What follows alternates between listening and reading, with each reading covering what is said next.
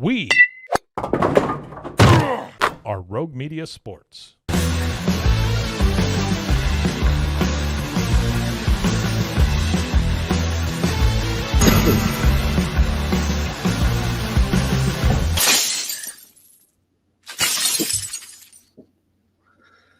Hello and welcome on into another episode of the Cam Show on Rogue Media Sports Network. I'm Cam, the host, Cam Stewart. Zach Burke keeping us on the air. We are talking Boston sports as we do every weekday, live at high noon Eastern time, and then wherever you get your podcasts as well. Today, for the billionth day in a row, we start with the Red Sox, but we're not actually going to talk about the Rafi Devers trade today. No, we're going to talk some good stuff. The historic season they're getting from one of their players and why they can't afford to squander it. Plus, we'll look at some NHL draft buzz. The Bruins are going to have what looks like a pretty damn good conundrum at pick number 7. Can they nab the BC kid, James Higgins, who was supposed to go number 1 just a few months ago? And then the follow-up question, would he even be the best guy available to them at number 7? We'll talk about that, and then we will talk a little Connor McDavid.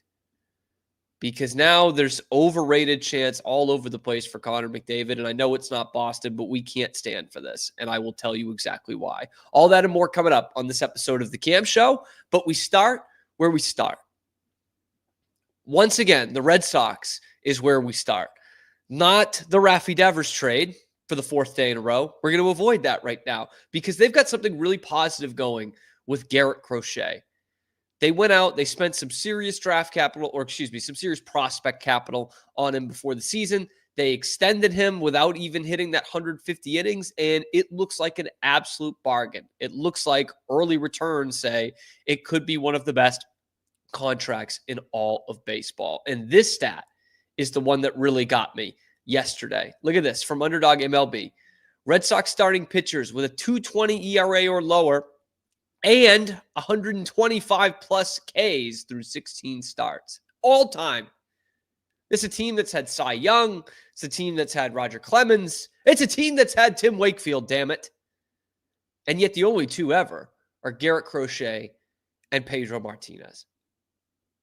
That is some elite company. Elite company that Garrett Crochet is keeping right now. And I think his start yesterday against Seattle was pretty indicative of exactly what he gives you. And that is, you had a game yesterday where you had 3 hits against a good team, against a team in a playoff position, basically, in Seattle, on the road, in a rubber game, getaway day, and you got out of there because you had Garrett Crochet on the mound. And Crochet wins that game for you. And by the way, he wasn't even at the very top of his game yesterday. 6 innings, he gives up 6 hits. He has a couple of early jams that he gets out of. But he's still 8 strikeouts, 1 walk, mows him down. Doesn't give them a chance. 1 earned run. Doesn't give Seattle a chance. Red Sox have 3 hits in the game. 2 of them are home runs. And bam, they win the ball game. That is the way an ace bails you out. And it is certainly getting some recognition from people around the league. Dan Plesac of MLB Network had to kind of eat his words a little bit last night, saying, I didn't think this guy was going to be the guy. He is the guy. And Alex Cora, after the game, kind of put into words how we as Red Sox fans are all feeling about that once a week, maybe twice a week, when Garrett Crochet toes the rubber for the Boston Red Sox. We've been pitching well.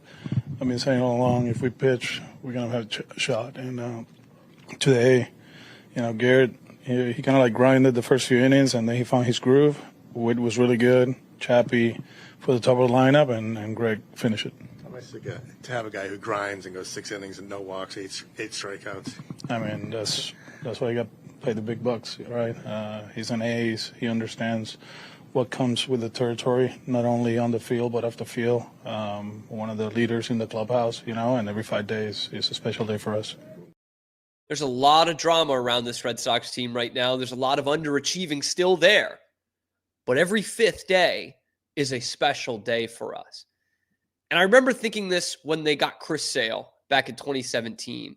This idea of every 5 days, it's going to be an event at the Red Sox game. Garrett Crochet towing the rubber. And that's exactly what it's become. And I'll use a personal anecdote. Living in Chicago, they were in Milwaukee on Memorial Day, and I was going to go to that game no matter what, right? And then the night before it set in, I was like, oh my God, Crochet is going to be on the mound. And like the whole hour and a half drive up, I'm thinking about watching Garrett Crochet live. I'm thinking he's going to throw a no-hitter. Do I have my scorebook with me? It's an electric event when Garrett Crochet is out there. But look at this guy. Like, how do you not get electric about that? He is an absolute pig. He's a workhorse, and he's really one of the front runners for the AL Cy Young this year. And when you are in that kind of company with Pedro Martinez, you are doing something right. I know that's kind of cherry-picked stats, right? First 16 starts, 2.20 ERA, 125 strikeouts. It's a bit cherry-picked. But A, you're only there with Pedro, so that still says something. And B, they are legit stats. I mean, he's got 125 Ks and 102 innings, right? He's got a 2.20 ERA halfway through the season. It's him and Tarek Skubal. Nate Eovaldi is still kind of on the outer tier of the Cy Young talk. But through all the ups and downs of this season, you have had a guy that every fifth day you can unequivocally trust to go out there and put you in a great position to win a ball game. And I didn't get to talk about it because this game was last Friday, and on Monday we obviously had to talk Devers. But that game he pitched against the Yankees last weekend, man, that should have been the absolute highlight of the season for the team, right? I mean, that place was electric from inning 1 to inning 9. And he goes, it looks like he's going to throw a complete game shutout. Obviously gives up the game-tying homer to Judge, which is not good. It sucks the Red Sox didn't score more than one run in the first 8 innings to get him that win. But that was as electric an atmosphere as we've seen at Fenway in a few years. And yeah, the Yankees had something to do with it. Maybe the new uniforms had something to do with it, but mostly it was Garrett Crochet absolutely shoving, making Aaron Judge look like a pylon. The guy who's going to run away with the American League MVP again. This is like the second coming of Barry Bonds, and Crochet makes him look silly up there. The point is, the Red Sox cannot squander this. I'm not saying they got to go and win the World Series this year, but you've got a lot of deficiencies that are made up by the fact that Garrett Crochet is the best starting pitcher in the American League. He and Tarek Skubal. Right there, man. You can't just go continue to spin the wheels, be a rudderless ship, and, finish in third or fourth place. Toronto's playing better ball than you right now, and they have the whole season, but they don't have a Garrett Crochet. Tampa does not have a Garrett Crochet. And this is a point that Tony Maserati makes a lot, and I don't usually like using Maz points, but this one he's perfectly spot on because you saw it with the Pedro days. When you have a guy like this, an absolute stud like Garrett Crochet, that's going out there every fifth day, and he can win you, 17 to 19 games, because 20 is a lot these days, right? Let's make it 15 to 17 wins. You just basically have to be a 500 team the rest of the way. And you go out with Garrett Crochet with a 16-6 record. Right there, you're 10 games over. That's going to get you in the postseason. That gets you in the playoffs. Garrett Crochet can do that for you, basically all by himself. So you can't squander this kind of opportunity of having a historic season, the likes of which we haven't seen in 25 years. And stuff that we didn't see Chris Sale do, stuff that we didn't see Clemens do, stuff that we didn't see Beckett or Schilling do, who had some pretty damn good years when they were here. No, it's Crochet and Pedro. And when you're talking about the Red Sox and the annals of Red Sox pitching history, like Pedro is the top. When you're being compared to seasons like that, you're doing something right. And let's look at what it is this year. He's 7-4, 220. Still doesn't have a win at Fenway, by the way, which is insane through all of this. 2.20 ERA, 125 strikeouts, as I said, in 102 innings, a whip just barely a hair over 1. And that probably didn't help him in the start yesterday where he gave up 6 hits in 6 innings. But the fact is, he didn't really give the Mariners a chance. His FIP, 259, the lowest of his career. His hits per 9, just under 7, which is the lowest of his career. And he has been throwing a lot. The 102 innings leads Major League Baseball. So that's something to keep an eye on. Definitely something to keep an eye on. Less than a homer per 9, 11 strikeouts per 9, which is actually about 2 strikeouts lower than he had last year. So he is learning to pitch a little bit rather than just blowing it by guys. His cutter has been just nasty. I mean, that is one of the most unhittable pitches in baseball. The weak contact he's getting on the cutter, the movement he gets on that's a swing and miss and a weak contact pitch. That is just elite kind of stuff. And to put this into perspective, what we're talking about, and this is really a great excuse for me to just brag on my favorite Red Sox of all time, who I kind of trashed on the show yesterday, Pedro Martinez.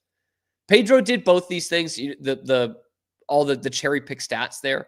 The 125 strikeouts through the first 16 starts and a 2.20 ERA. He did that twice in 99 and 2000, which I think are the two best pitching seasons in Major League history.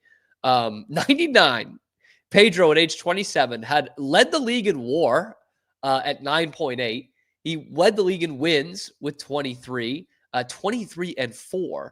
That year, a 2.07 ERA. You best believe that led the league as well. 313 strikeouts in 213 innings. And he led the league in every one of the kind of percentage categories. ERA plus, FIP, WHIP, which we didn't even know about back then. Hits per 9, homers per 9 at 0.4, strikeouts per 9 at 13. He should have won the MVP that year as well in 99. He finished second in the MVP voting. His ERA plus was 2.43. That means he was 143% better than the league average pitcher. That's nuts, man. That's nuts. And then what's even more nuts is the next year in 2000, he has the best pitching season of all time, probably in 1999. And then the next year, he does it again. He does it even better in 2000. He was only 18-6 that year because the Red Sox offense was horrid. But his WAR, again leading the league at 11.7. 11.7 WAR. Okay, 4 shutouts led the league. An ERA of 1.74. In the height of the steroid era, at one of the most hitter-friendly ballparks in the league, and in one of the most hitter-friendly divisions in the league, in the AL East. And Pedro had a 1.74 ERA. Second in the league behind Pedro was Kevin Brown at 2.58. Like, that is legit video game stuff. I could go and play a season of MLB The Show right now with my player as a pitcher, put up all the sliders, and I still might not get that. 1.74 is disgusting in the year 2000 in the steroid era in one of the most hitter-friendly ballparks in all of baseball. But we don't stop there, okay? Because, of course, he led the league in ERA at 1.74, led the league in strikeouts in 284 and 217 innings. That's a big drop-off, by the way. 30 strikeouts less in 4 more innings than he had in 99. Pitched a little bit more rather than throwing it by you. The ERA plus, again, the league average is always 100 in ERA plus. Pedro's in 2000 was 291. That will never be equal. Ever. 291. He was almost 200% better than the league average pitcher. It's just insane. It's video game stuff right now. And you look, I mean, the WAR for pitchers, he was almost 4 more wins valuable than the next most valuable pitcher, who, by the way, was Randy Johnson. You might have heard of him, okay? He was pretty good. He had a whip under 1 for the entire year, way under 1. It was 0.737. The next is 0.991. He was at least a hit better than the next best in hits per 9. It's just incredible. It's also crazy as he wasn't number 1 in strikeouts per 9. He was second in that. because Randy Johnson had 347 strikeouts that year. What the hell? It was the greatest time to be a hitter ever, and these two pitchers were just insane. So I don't know that Garrett Crochet gets to that kind of grossness. I don't know that anybody gets to that kind of grossness, but just so you know, like, that's the company he's keeping right now when it comes to all these numbers. That's the kind of company he's keeping with Pedro Martinez. Now I'm going to bring you down a little bit, because here's my concern. From an eye test, okay? From an eye test. Clearly the numbers were not there because this guy was not on the list. But from the eye test, the first 3 months feel a lot like the last left-handed ace starting pitcher they traded for from the Chicago White Sox. It feels a lot like what Crochet looked like the first 3 months here. And remember, that team was better than this team, but it was underachieving a little bit. They weren't hitting the way they did the year before. They didn't give him any run support. I wouldn't be surprised if you told me that at this point in the 2017 season that Crochet did not have a win at Fenway Park. You know, he didn't have a stellar record, but he was striking a ton of guys out. He was great in that 2017 season, but then he petered out at the end. He got injured at the end of it.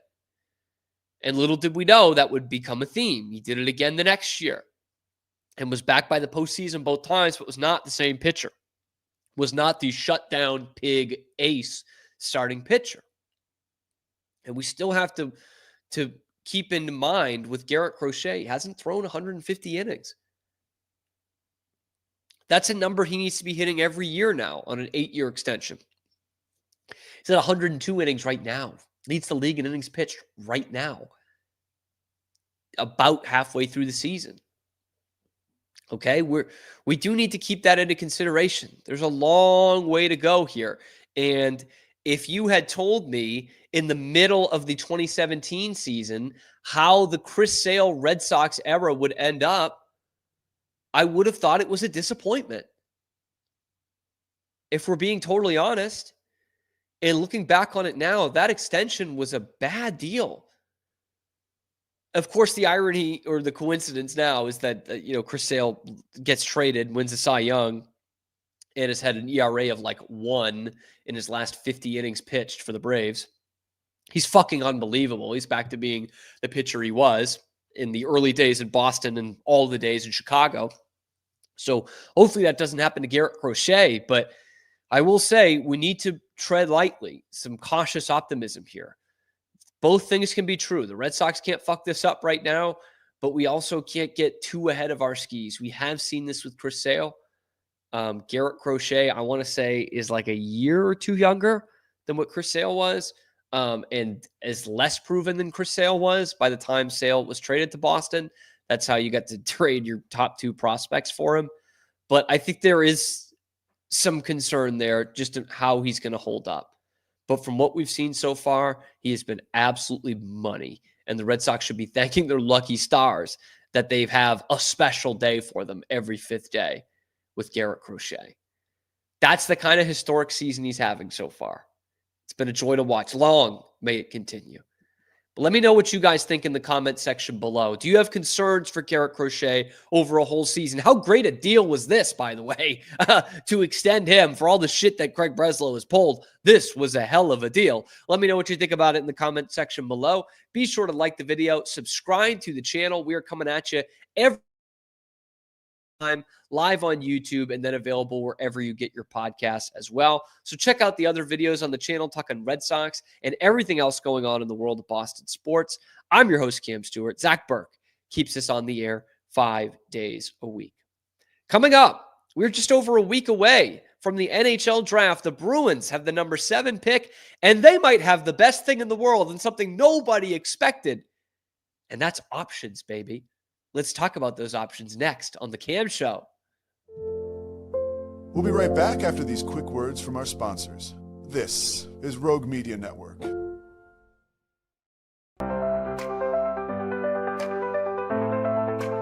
Get paid faster with Bill, the easiest way to send, receive, and manage your payments. No more delays, no more hassle. Whether you're a freelancer or a business, Bill makes payments seamless and secure, simple, fast, and reliable. Sign up today at Bill.com.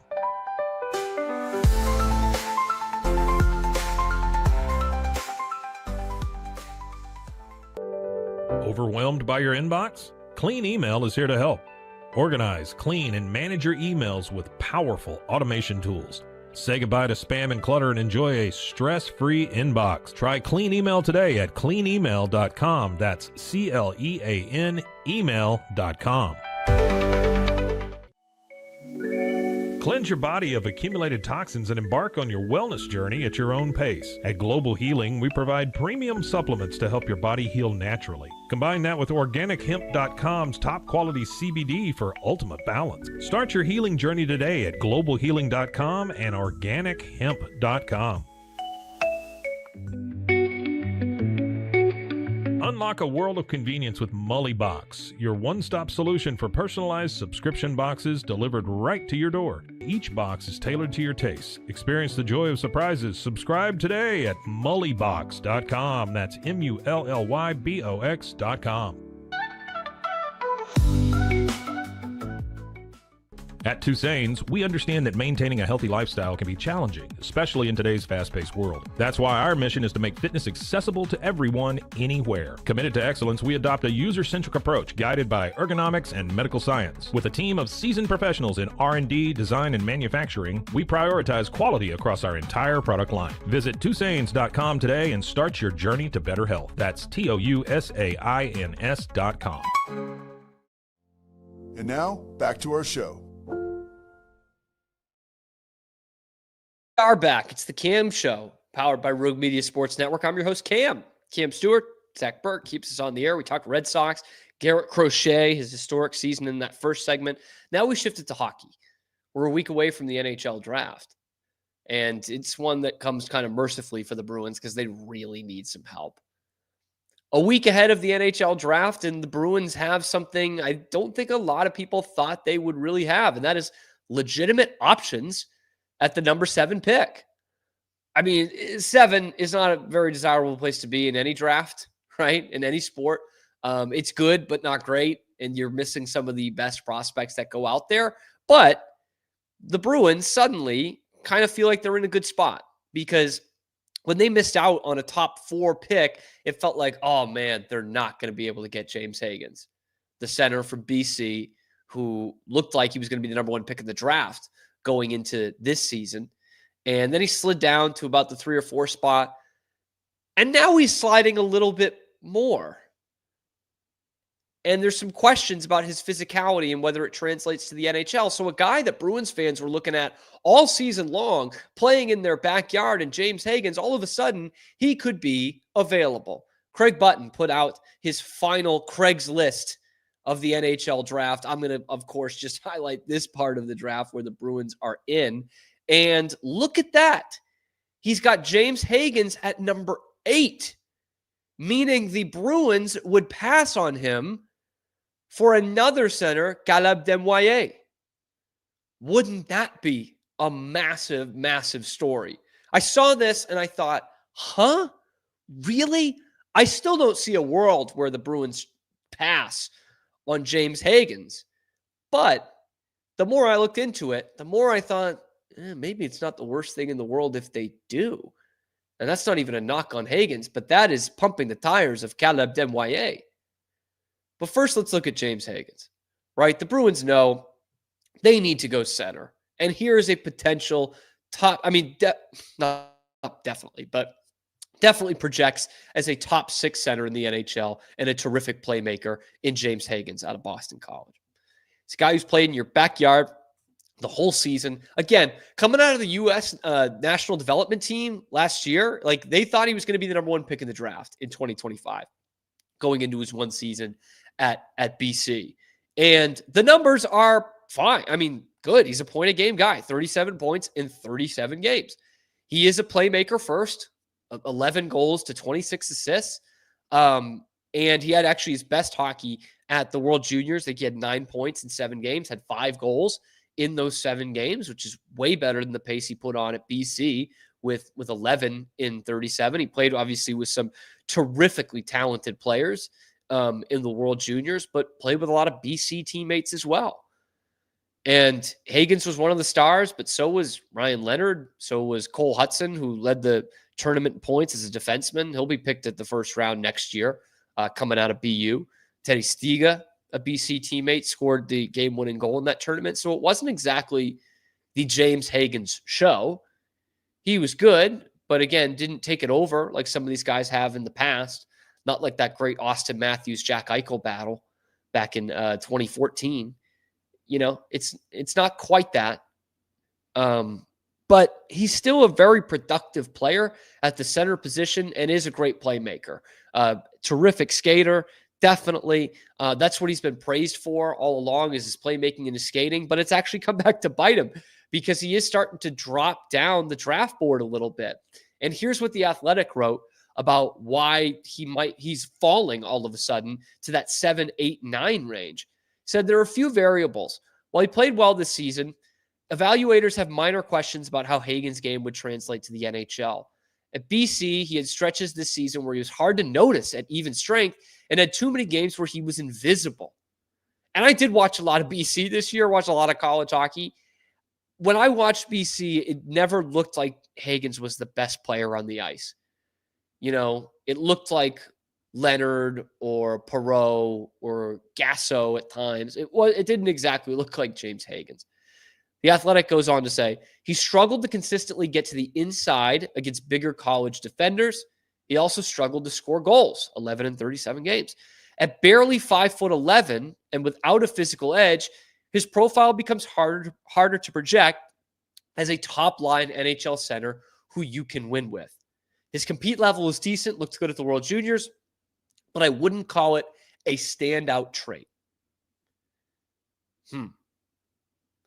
They go on to say, by the way, if Higgins turns out to be the most offensively productive player from this class, I wouldn't be shocked. And frankly, I would call him the most purely talented offensive player in the class. But winning in the NHL is more about scoring. Several players, such as Misa, Anton Frundell, Denwyer, or Porter Martone, may go ahead of Higgins simply because of the profile they project. Bigger two-way players, most as centers, is more valuable to NHL teams than a dynamic scoring small player who may or may not be an NHL center. So that becomes the next question. We had it with the Patriots. Is Will Campbell an NFL tackle? That's the question about James Higgins. Is he an NHL center at that frame and that play style? He can play on the wing. He did that with the U.S. National Development Team program. And he did it a little bit at BC in pinches. He can play on the wing. And there are some NHL scouts that think that is the way he ends up. And if you're looking at the Bruins from a draft standpoint, I know they're going to be focused on center because most teams are at the top of the draft anyway, and the Bruins desperately need one. But the Bruins also really need talent, really need talent. The center is not a great position, but when you look at the bottom 3 lines on the wing, it's really not better, okay? Especially without Marchand in there. It's not better than what you have at center. So you need talent at any position. And so I think if James Higgins is available there at 7, with how much they've watched him this year, with a guy whose job's on the line, hopefully, in Don Sweeney, it's much easier to sell to the fans. BC kid was going to be the number 1 pick, dropped to us at 7. Again, to use another sport, kind of the way Marcelo Meyer did to the Red Sox.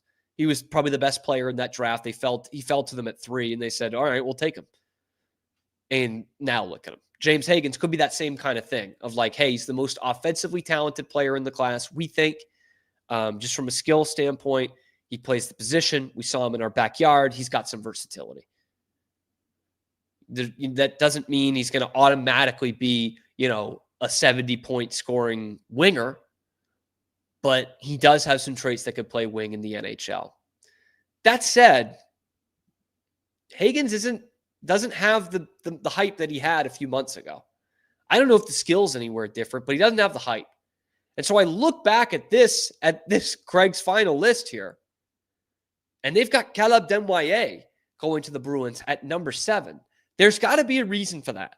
That's what I thought. I've done a little bit of research on all these guys, right? Denwyer, Brady Martin, Roger McQueen. By the way, do not pick Roger McQueen. Don't do it. Hopefully he's not available for the Bruins to fuck that up at number 7. Anton Frundell, some of these guys, Victor Eklund even a little bit. But I'm like, what is the deal? Why would the Bruins be taking Denwyer over James Higgins? And the research is fascinating, okay? So Caleb Desnoyers, playing in the QMJHL for Moncton, averaged over a point and a half a game. Okay. Like, was still pretty stupid in terms of his scoring. 84 points in 56 games, 35 goals and 49 assists. Hell of a playmaker, much like Hagen's in that way. He's a pass first kind of guy. And then what really stuck out to me about Caleb Desnoyers, that is something that you can't just instill in a player. Okay. And it's super, super valuable when you can get it. Everywhere he goes, the kid wins. Okay? He wins. He just turned 18 years old 2 months ago. And already he has won the U17 World Championship, the U18 World Championship, the Gretzky Cup. And this year, his Moncton Wildcats won the Q. They won the QMJHL Championship. And who was the Guy Lafleur Award winner for playoff MVP but Caleb Desnoyers? In 19 postseason games, he had 30 points. He led them to this title as an 18-year-old. Like, if you're looking for that 200-foot center, that guy you're going to try to turn into Patrice Bergeron or David Krejci even, who's less defensively sound than Bergeron was. I think Caleb Desnoyers is going to be your best bet at number 7. I'm not saying he's going to become Patrice Bergeron. But of those centers, like James Higgins, McQueen, even Martone, like any of those forwards, he is the best two-way player out of all of them. Okay, and of course he's got things he could still work on. He's not as good a skater as James Higgins is. I don't think he would fall in the elite category when it comes to that. But the guy's a winner. He's defensively responsible. He is sound. And he's shooting up the draft boards. This from Central Scouting, who has him at number 7. Caleb Desnoyers' draft stock is as high as ever. 6'2", by the way, at James Higgins, barely scratching 5'11". He's slight. He's still about 178, just under 180 pounds. But at 6'2", that does allow for a ton of growth, especially on the defensive side of things. 6'2" center is a superb playmaker with some of the best hockey IQ in the class, which has been the main driver of his offensive results. In all fairness, James Higgins is a hell of a hockey IQ guy as well. Following a terrific regular season in the Quebec Maritime Junior Hockey League, he has taken his play to the next level in the playoffs with all three zones upside in all three zones, is what it should say. On top of his offensive abilities, Desnoyers is poised to be selected with a top pick in the draft. Starting with his regular season production, 35 goals, 84 points, 56 games, 1.5 a game, ranked second in the QMJHL and first comfortably among teenagers. He's the 5th draft year skater with at least 20 games played to reach that mark in the past decade, most recently obtained by Jordan Dumais, the Blue Jackets prospect back in 21 and 22. But here's where I want to emphasize again this part of the write-up.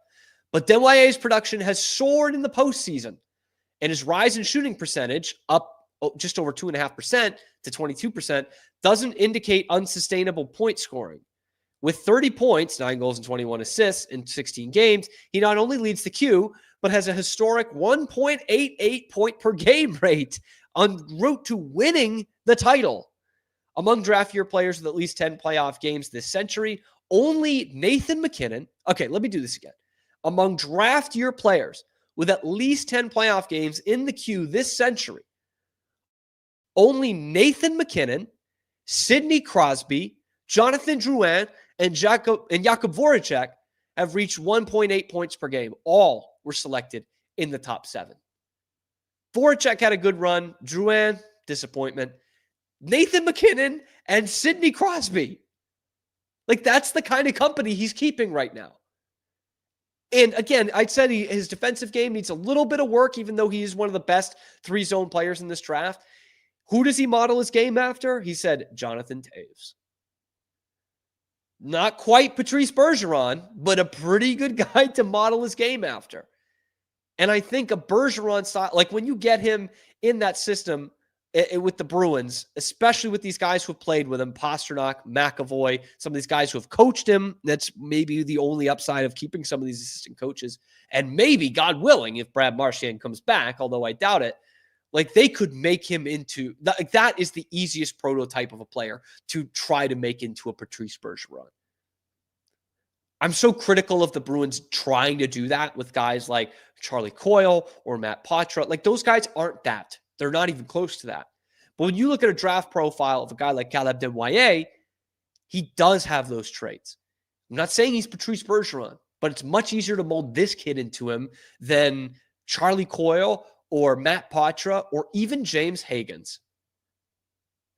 So I'm sitting here on June the 19th, a week before the draft, and saying, if the Bruins have to choose between Caleb Desnoyers and James Higgins at number 7 in the draft, I'm taking Desnoyers. Maybe that's just me reading into the bullshit a little bit of like, oh, he's a winner. Maybe it's me being the BU fan, although I was watching James Higgins to see him as a BC Bruins prospect the whole season. But I just love the intangibles of Desnoyers' game. I love how he elevated himself in the playoffs. And you look at the winning, like that does mean something. BC was the number 1 ranked team going into the NCAA season this year. And they were number 1 for a good bit of it. And yet they lost in the Beanpot Championship. They lost in the Hockey East tournament, and they did not make the Frozen Four. Hockey East regular season championship is something, don't get me wrong. But when you stack that up beside a U17 gold medal, a U18 gold medal, a Gretzky Cup gold medal, and a QMJHL championship and a playoff MVP award, with a guy almost at 1.9 points per game in a postseason, I think the Bruins would regret not taking Caleb Desnoyers if they let him go and get James Higgins.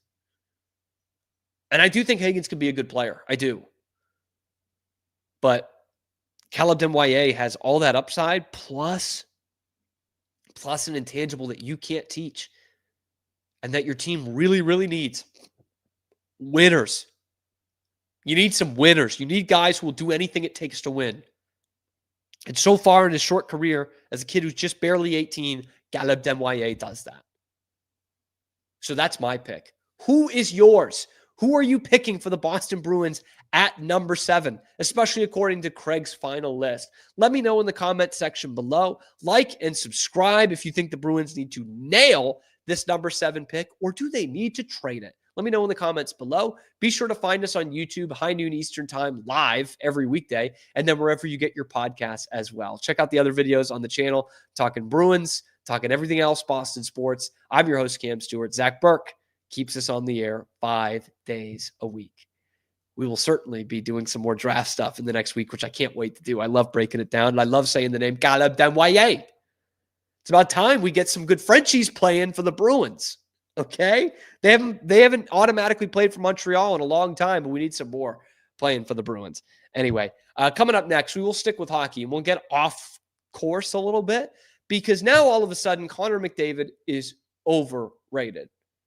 We'll debunk that theory next on the Cam Show. We'll be right back after these quick words from our sponsors.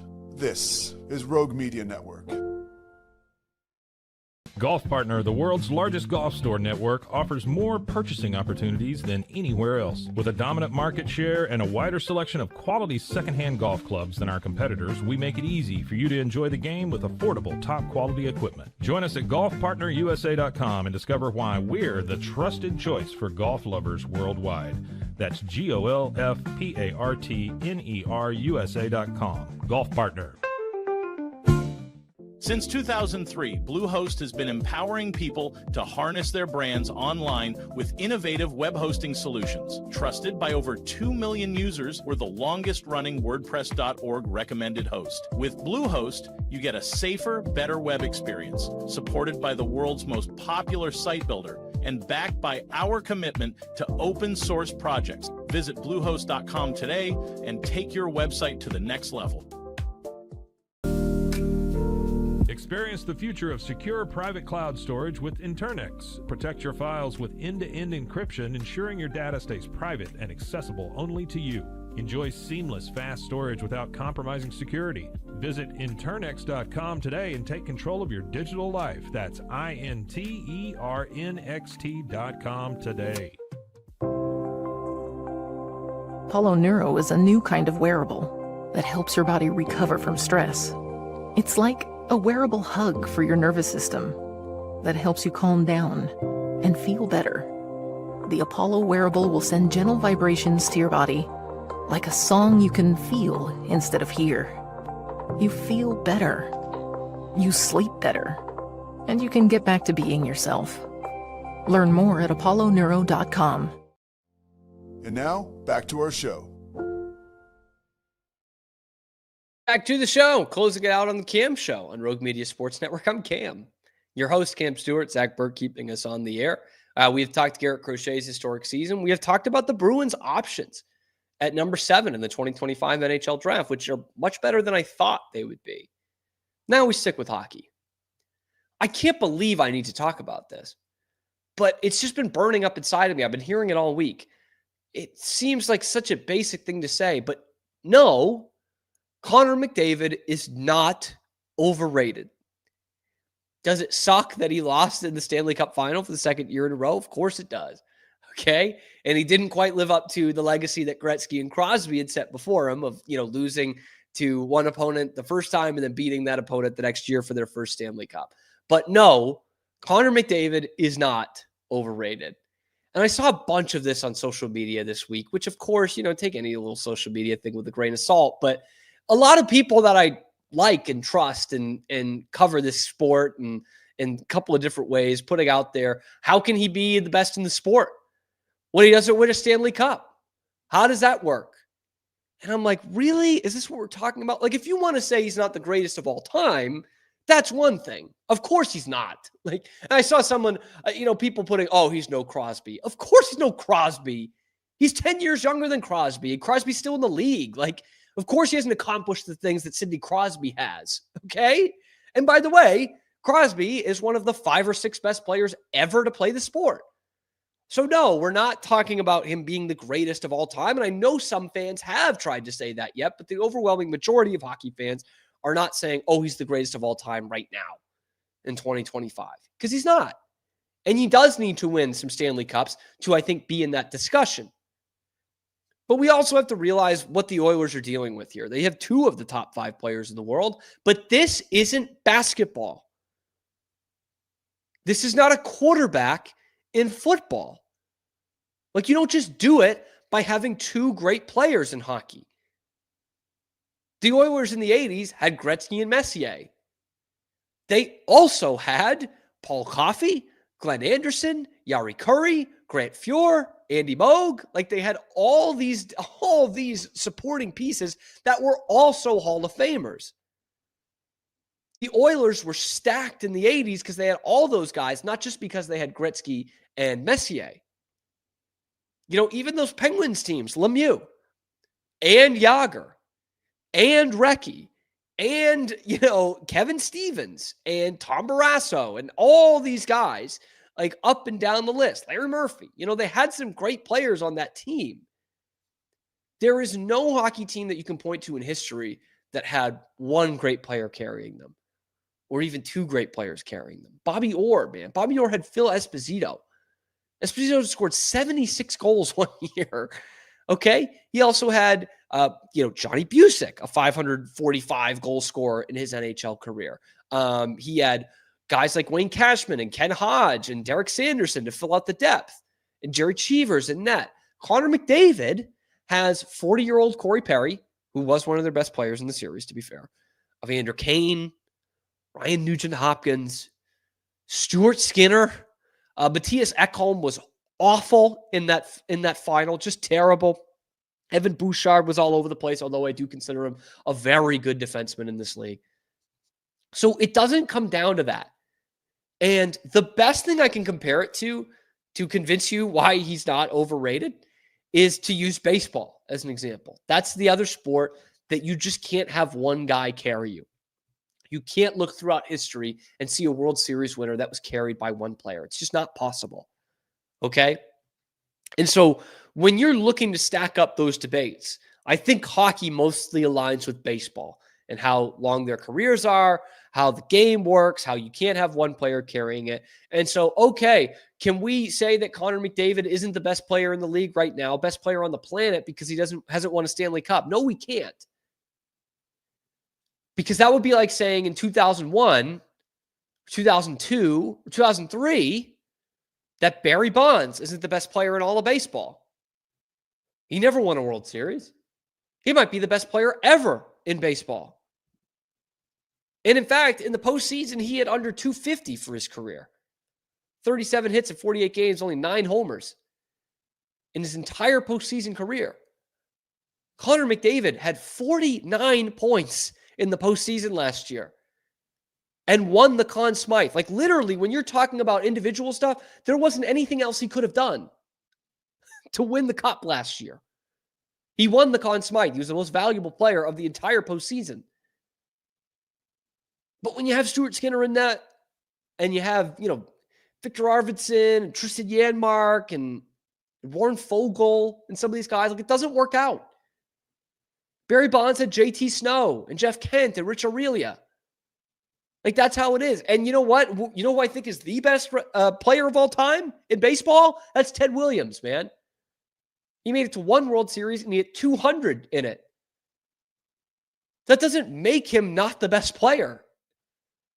It doesn't. So that's why it's like it's this thing with sports now, and it's mostly NBA and NFL, to be fair, but it happens in hockey now too, where things can't just be a gray area. It has to be black and white. Connor McDavid did not win the Stanley Cup because he's overrated, not because his team didn't have any depth.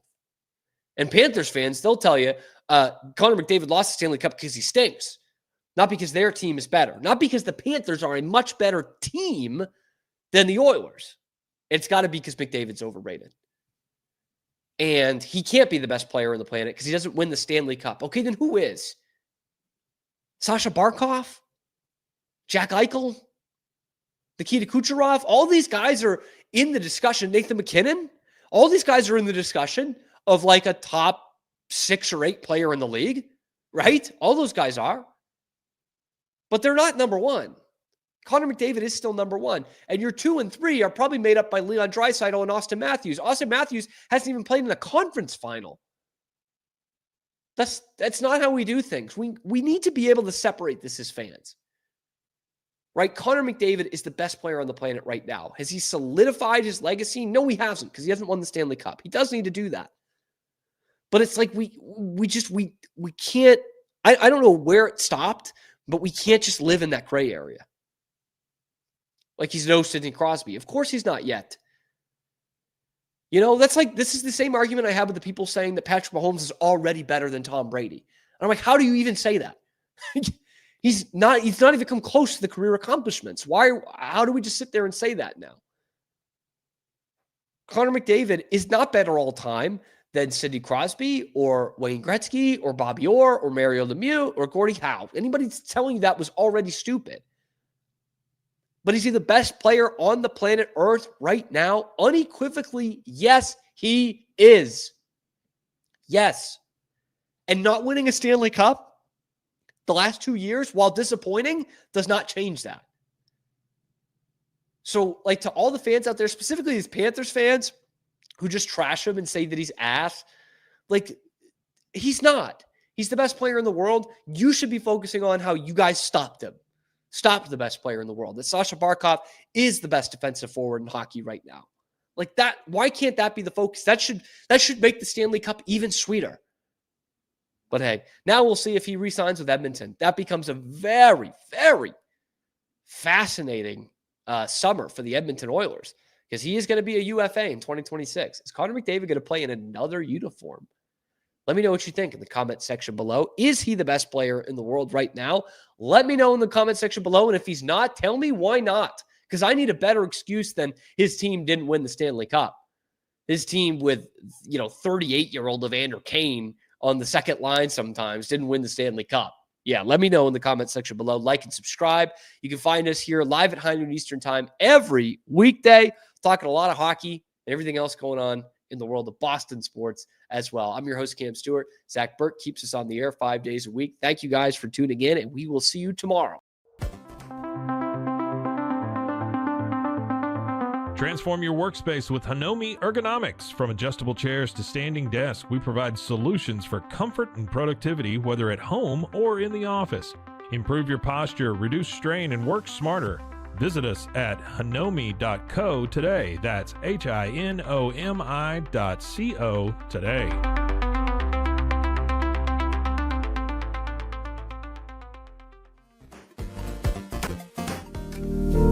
Experience the future of secure private cloud storage with Internex. Protect your files with end-to-end encryption, ensuring your data stays private and accessible only to you. Enjoy seamless, fast storage without compromising security. Visit Internext.com today and take control of your digital life. That's INTERNXT.com today.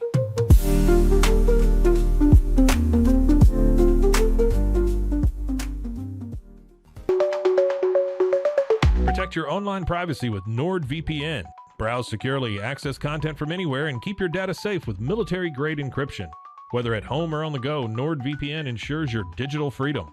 Stay secure. Download NordVPN today at nordvpn.com. That's NORDVPN.com. Zanes, we understand that maintaining a healthy lifestyle can be challenging, especially in today's fast-paced world. That's why our mission is to make fitness accessible to everyone, anywhere. Committed to excellence, we adopt a user-centric approach guided by ergonomics and medical science. With a team of seasoned professionals in R&D, design, and manufacturing, we prioritize quality across our entire product line. Visit twosains.com today and start your journey to better health. That's TOUSAINS.com.